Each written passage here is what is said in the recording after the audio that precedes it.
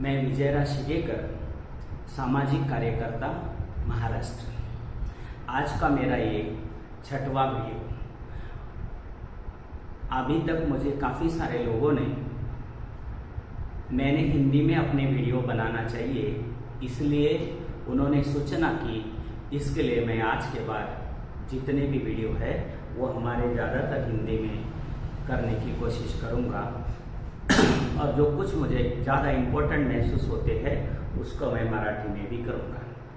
साथियों, आज का ये वीडियो इस देश में, हमारे देश में जो विद्यार्थी है, युवा है, बेरोजगार है, ये सभी युवाओं के लिए, इन लोगों के लिए कुछ खास अपडेट और जानकारी लेके मैं आज का वीडियो बना रहा हूँ। और ये वीडियो भी मेरा भाग 1 और भाग 2 में रहेगा, उसका आज का ये पहला भाग। साथियों, भारतीय छात्र छात्राओं का असुरक्षित वर्तमान एवं अंधकारमय भविष्य।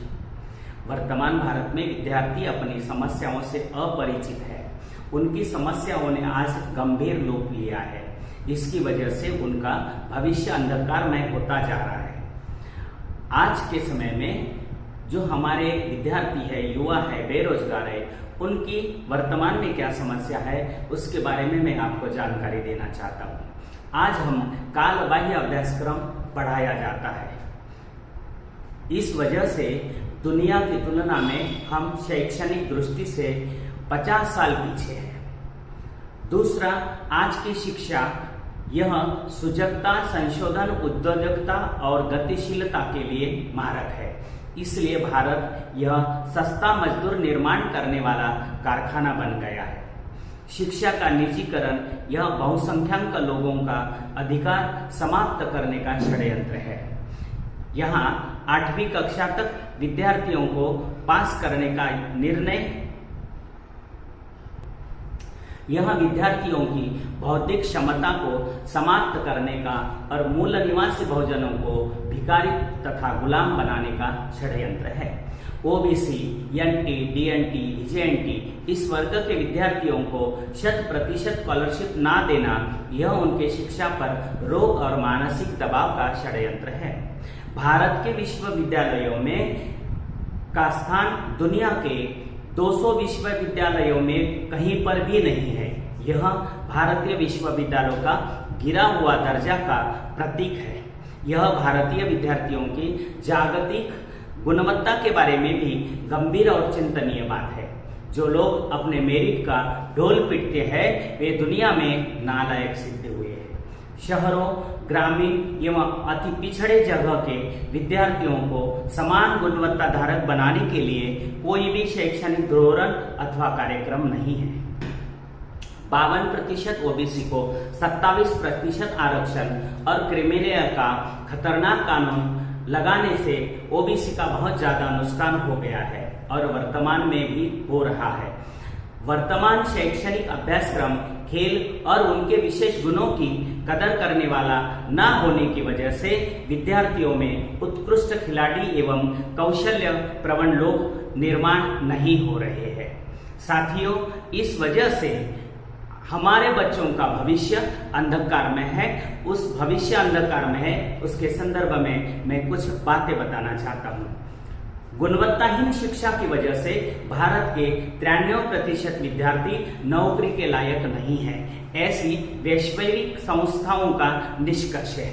भारत के योग्य मानव संसाधन व्यवस्थापन के अभाव से करोड़ों नवयुवक बेरोजगार के कगार पर है। 8वीं कक्षा तक परीक्षा ना लिए जाने के निर्णय से 8वीं पास और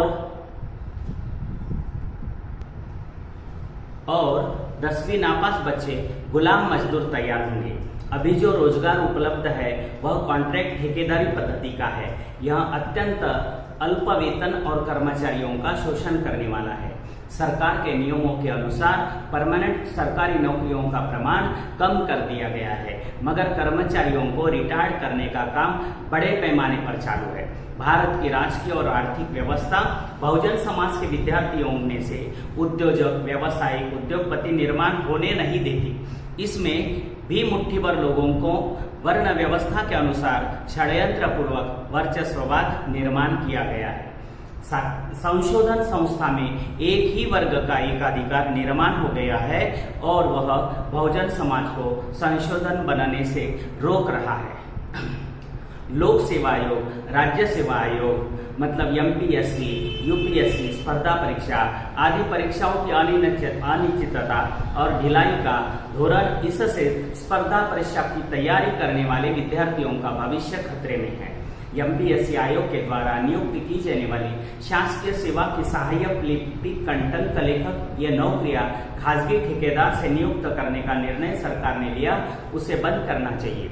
कामगार आयुक्त कार्यालय अंतर्गत विविध कार्यालय व नियंत्रण मंडले व अन्य क्षेत्रीय कार्यालय में गट क गट ड ये पद कंत्राटी पद्धति से व एजेंसी के माध्यम से भरने का निर्णय लिया गया है।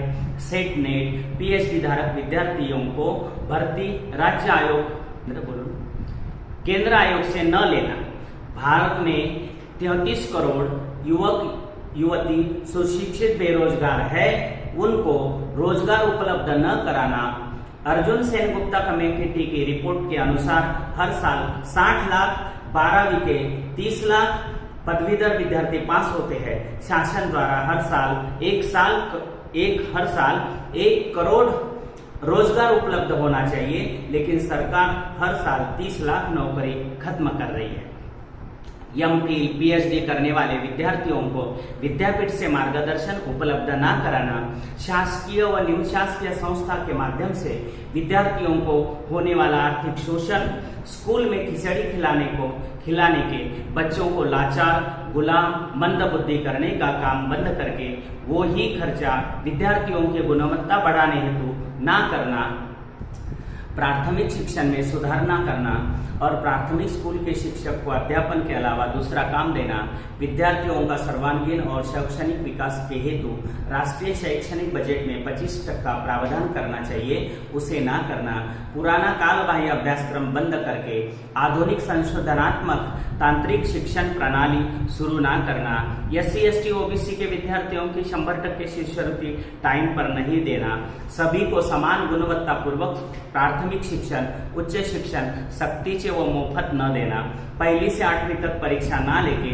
बहुजनों के बच्चों का मेरिट डेवलप होने से रोकना मतलब गधा बनाना। जागतिक स्तर पर 200 विद्यापीठ में से भारत का एक भी विद्यापीठ नहीं है और 108 विद्यापीठ के जो कुलगुरु है उसमें 100 कुलगुरु ब्राह्मण हैं। 2013 में टीईटी लागू करके भविष्य में शिक्षकों की भर्ती को रोक लगाया गया। स्टेट बोर्ड, BCSE, ICSE ऐसे अलग अलग शिक्षण प्रणाली निर्माण करके शिक्षण में भेदभाव करना, 13 पॉइंट रोस्टर लागू करने के भविष्य में SC ST OBC के बच्चों को आरक्षण खत्म करना, इसलिए पुराना ही 200 पॉइंट रोस्टर लागू करें।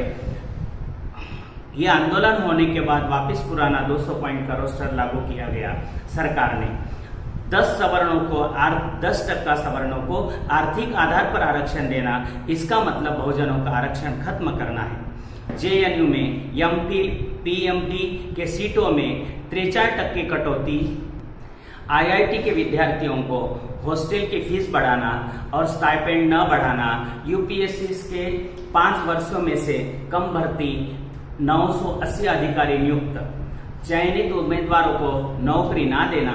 8 जुलाई 2014 रोजी लिपिक, शिपाई, चपराशी, मुकंदम, भंडार नौकर, पहारेकरी, सफाई कामगार, आचारी, वाहन चालक अशा तृतीय चतुर्थ श्रेणी पदाची पद को भर्ती कंत्राट पद्धति से करना, आरक्षित वर्ग के उम्मीदवारों को आरक्षित वर्ग में ही नौकरी मिलेगी, उससे सामान्य वर्ग के उम्मीदवारों से ज्यादा अंक क्यों हासिल किए हो, ऐसा सुप्रीम कोर्ट ने निकाल देने से हमारे आरक्षित लोगों को जो 85% है उनको 49 और 15 है उनको 51, ये हमारे बहुजनों पर अन्याय है।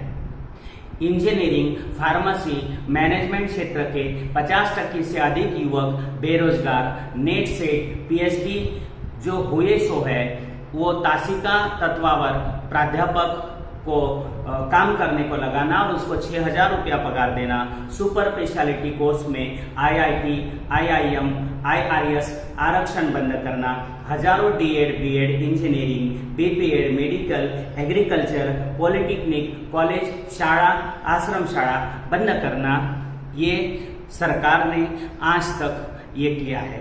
साथियों, मैं आज का ये पहला भाग इसी को खत्म कर रहा हूँ। दूसरा भाग हम लोग तुरंत आपको मिलेगा और इसके संदर्भ में जो भी मैंने बातें की है वो बातें के संदर्भ में जो कुछ पेपर कटिंग है वो पेपर कटिंग मैं हमारे वीडियो के इनबॉक्स में डालूंगा ताकि आपको उसके बारे में ज्यादा अपडेट और ज्यादा जानकारी मिलेगी। साथियों, ये वीडियो मेरा आपको कैसा लगा इसके संदर्भ में आपने इनबॉक्स में या कमेंट पर मुझे बताना चाहिए और हम लोग नया नया विषय लेकर नई जानकारी देने का मैं प्रयास करूंगा। आपने मेरी बात ध्यान से सुनी, इसलिए आपका सभी का धन्यवाद और आभार। धन्यवाद।